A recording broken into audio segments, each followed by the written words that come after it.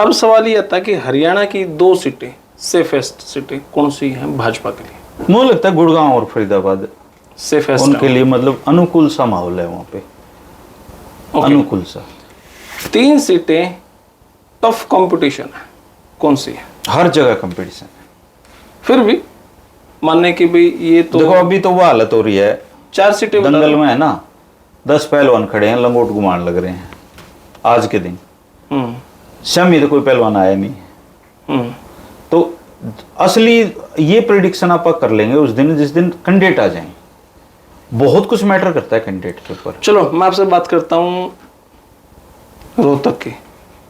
दीपेंद्र जी का नाम है, भूपेंद्र जी का नाम है, उनकी माता जी का नाम है। क्या इन तीनों नामों से कोई फर्क पड़ता है? दीपेंद्र जी तो हाईएस्ट और हैवीएस्ट हैं ही।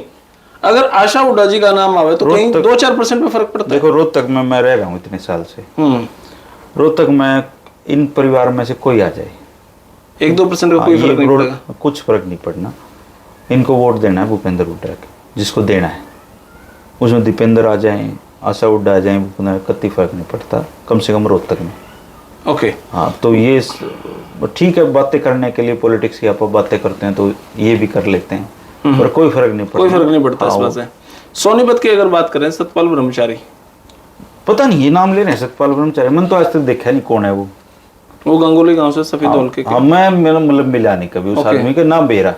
आप किसी से पूछोगे तो वो उसने भी कौन बेरा पाओ कौन सतपाल ब्रह्मचारी। लोग गूगल पे करते हैं, ढूंढते हैं उसका फोटो। लेकिन सोनीपत में भी चुनाव तो लड़ा जाना है उसी मुद्दों पे कि वो बीजेपी का समर्थक है या बीजेपी का विरोधी है। सतपाल ब्रह्मचारी जी को इसलिए ला रहे हैं कि क्योंकि काफी समय से सोनीपत में ब्राह्मण समुदाय का आदमी सांसद चुना जाता रहा है। लेकिन सोनीपत बेसिकली सीट जाटों की है।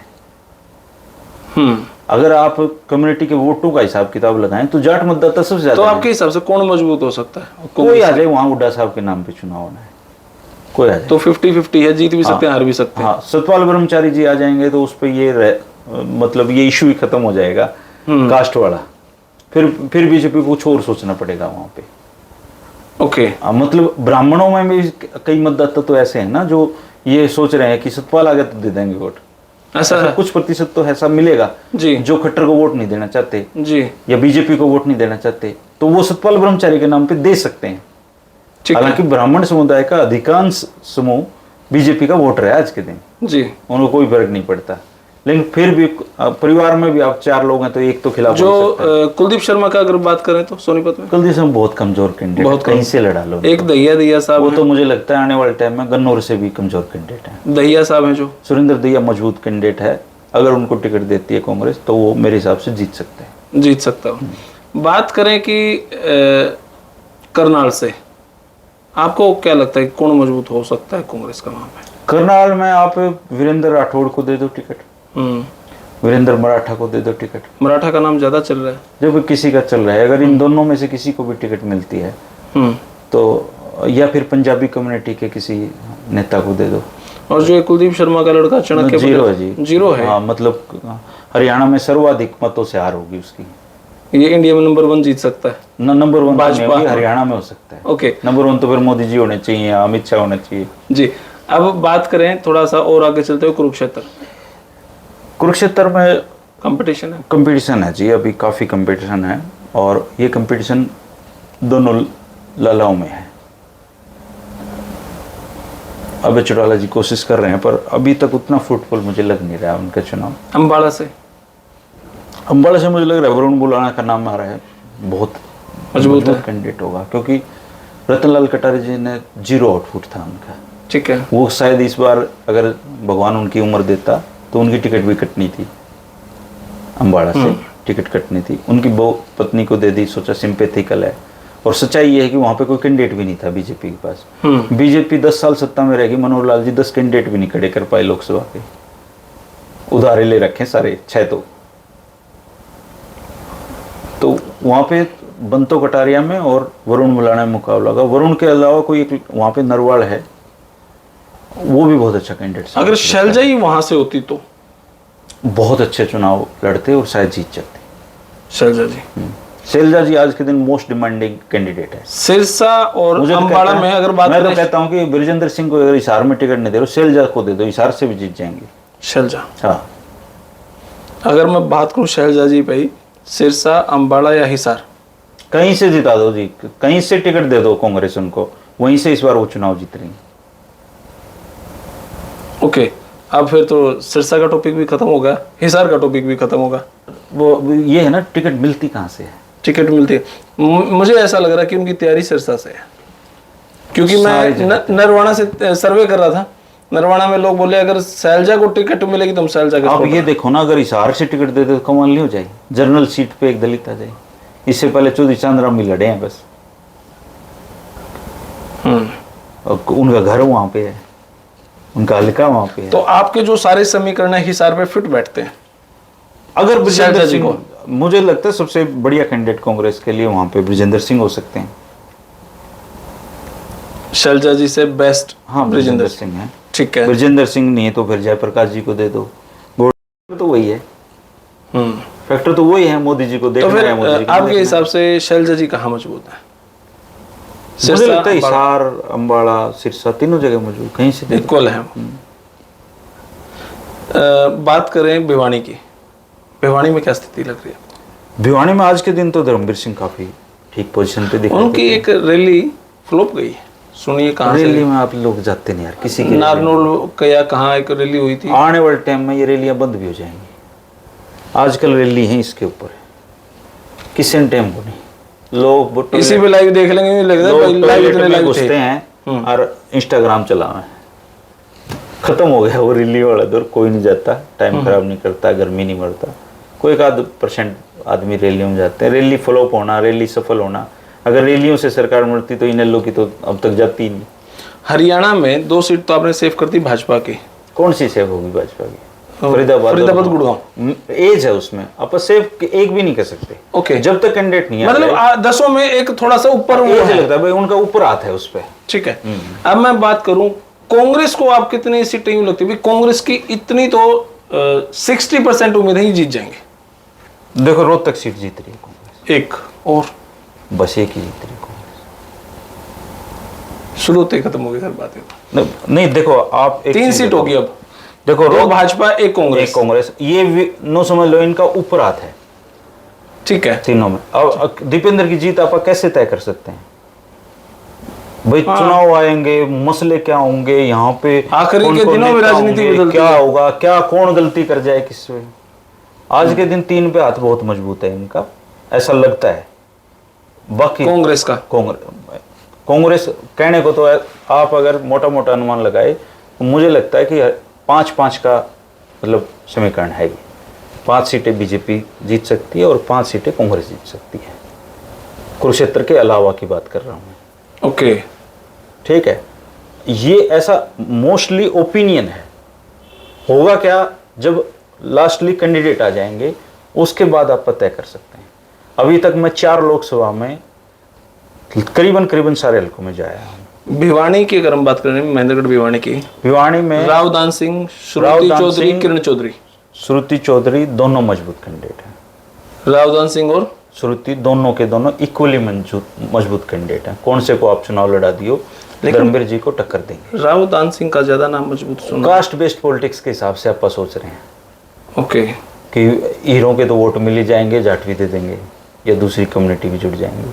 कास्ट बेस्ड के हिसाब से रावदान सिंह मजबूत लगते हैं, लेकिन सच्चाई ये है कि चाहे रावदान सिंह आ जाओ, चाहे श्रुति आ जाओ, धर्मवीर सिंह जी के को बढ़िया मुकाबला देंगे दोनों के दोनों। चंद्रमोहन का हिसार से नाम कई बार सुनने में आया। ये जनपक्ष है, एक होता है सत्ता पक्ष, एक होता है विपक्ष, एक होता है जनपक्ष। चंद्रमोहन किसी भी पैनल में नाम नहीं है, कांग्रेस के किसी भी पैनल में उसका कोई नाम नहीं है, ना बंदा टिकट मांग रहा। जनता कह रही है कि इस आदमी को दे दो, बड़ी बात है। ये जनपक्ष है। वो आवाज है अलग, नगाड़ा है खुदा, कि जनता की हलक से निकली हुई आवाज खुदा का नगाड़ा होता है। तो जो चंद्रमोहन का नाम है वो आवाज ही अलग है। लोग चाह रहे हैं कि ये कैंडिडेट आ जाए, एक तरफा जीत जाऊंगा चंद्रमोहन। आज के दिन तो चंद्रमोहन जीत जाए, टिकट दे दे तो कोई। इन सभी से ऊपर है वो। हाँ, हिसार की सीट चंद्रमोहन जीतते ही मतलब। तो फिर कांग्रेस दे क्यों नहीं रही? क्या चंद्रमोहन साहब पंचकुला से लड़ना चाहते हैं, ऐसा आप सोच रहे हो, या वो ऐसा सोच रहे हैं? कई बार क्या होता है, खुद को विश्वास ही नहीं होता कि हम जीत सकते हैं। कांग्रेस एक जर्जर शरीर है। बूढ़ा आदमी नहीं देखा गामा में बैठा, जो टस्क है, पीपल के पेड़ तले में बैठा रहा है, और वो कई ये मस्टंडे है, उसके सामने कोई हुर्र करके गुजर जाए, कोई फुर्र करके गुजर जाए, वो किसी को देख के मुस्कुरा देता है, किसी को अड़का देता है। कांग्रेस की हालत ये है। ये बीजेपी वाले जितने माच रहे हैं आज के दिन, ये सारे काम कांग्रेस ने करके देख लिए। पिपसी तो क्यों असती है? हाँ, वो एक बुढ़ी बस में चढ़ी, भीड़ घनी थी, वो बेचारी खड़ी रही, किसी ने सीट नहीं थी। आखिर में ड्राइवर को दया के बेचारे बोनट पे बिठा ली। वो छोरी फिर हंसी बताई, बोनट पे बैठी है, बोली हंसो के तारी जगह ही बोनट पे है थोड़े दिन में। हाँ, ठीक बात है। तो अभी तो बोनट पे कांग्रेस है। बीजेपी क्या सत्ता के शीर्ष पे कौन रहेगा? कभी कोई नहीं रहता, परमानेंट किसी की नहीं है। हाँ, किसी की नहीं है। जब ये अहंकारी हो जाएंगे, इनका जर्जर होगा, ये भी बच जाएंगे। इंडिया साइनिंग नारा दिया, सोच भी नहीं सकता था कोई अटल बिहारी जी की सरकार इस तरीके से चली जाएगी। अब क्या पता लोग मोदी जी को मन मन में के सोचे बैठे हैं। आज के दिन ऐसा लग रहा है मोदी जी आ रहे हैं 300 पार, 400 पार, 800 पार, 900 पार। जनता के सोचे बैठी है, केवल परमानेंट पार करने की सोच रही हो। 150 करोड़ के देश में आप कोई सर्वे कामयाब नहीं हो सकता कभी भी। ये बकवास बातें हैं, जितने सर्वे बकवास हैं, अपने भी बकवास हैं कि 5-5, 4-3 तो 5, ये सब बकवास बातें हैं। आज 7 थी, फिर 10 की 10 आ गई, किसने अंदाजा? कुछ नहीं पता यार, कुछ भी नहीं पता। अब आप जिस 10 चीजों को 10 सीटों पे जीत रही है बीजेपी 2019 में, यार कम ही होने की गुंजाइश है, 11 की तो गुंजाइश नहीं है। सही बात है, 11 तो नहीं हो सकती, हो ही नहीं सकती। तो 10 हैं, 10 से कम ही होंगी, लूज तो करेंगे ये। तो क्या मोदी साहब दोबारा आएंगे या नहीं आएंगे? ये तो देश की जनता तय करेगी जी। आपको क्या लगा? और कुछ लोग तो ऐसा भी कहते हैं कि ईवीएम भी तय करेगी। आपका दिल क्या कहे, ईवीएम में गड़बड़ होती है? नहीं, मैं इस बारे में कुछ नहीं कह सकता जी, लेकिन भारत के चुनाव आयोग में जिस तरीके से सदस्य की नियुक्ति होती है, बड़े चिंता का विषय है। अगर चुनाव आयोग निष्पक्ष हो तो देश का प्रधानमंत्री अपने बयानों में मुसलमान नहीं कर सकता। ये बहुत ही, मोदी जी हमारे प्रधानमंत्री हैं यार देश के। वो किसी एक पार्टी के प्रधानमंत्री पद के उम्मीदवार हैं, लेकिन ये देश हमारा है यार, हमारे प्रधानमंत्री हैं। वो कोई गलत बात कहते हैं, दुख होता है हमें सबको। उनको ये चुनाव 150 करोड़ लोगों को संबोधित करते हुए लड़ना चाहिए। अब मुस्लिम लीग क्या थी आपको पता है? आपको नहीं पता होगी। मोदी जी मुस्लिम लीग याद कर रहे हैं, कहाँ है मुस्लिम लीग यहाँ पे? मोदी जी मुसलमानों का जिक्र कर रहे हैं। मोदी जी जो अपने से पहले प्रधानमंत्री हैं, उनके बयानों की शब्दावली बदल बदल के जिक्र कर रहे हैं। ये एक चुनाव की दृष्टि से सबसे गिरा हुआ चुनाव है भारत के लोकतंत्र का, सबसे गिरा हुआ स्तर, जहां चुनाव आयोग की निष्पक्षता पे सवाल उठ रहे हैं, जहां देश के प्रधानमंत्री के बयानों पे सवाल उठ रहे हैं, जहां देश में इतनी नफरत से चुनाव लड़ा जा रहा है। यार प्रधानमंत्री के तो, लोकसभा के तो चुनाव हो रहे हैं, इतनी नफरत क्यों है एक दूसरे के प्रति? मोदी के समर्थकों को अंधभक्त कहा जाता है, कांग्रेस के समर्थकों को पप्पू के चमचे कहा जाता है। यार ये नफरत है यार, कितनी बड़ी, किसने फैलाई है देश में नफरत? रोहतक में मुसलमान कितने होंगे? रोहतक में बैठा एक आदमी अगर मुसलमानों से डर रहा है तो इसका जिम्मेदार कौन है? बहुत ही गंभीर विषय है जगदीप भाई।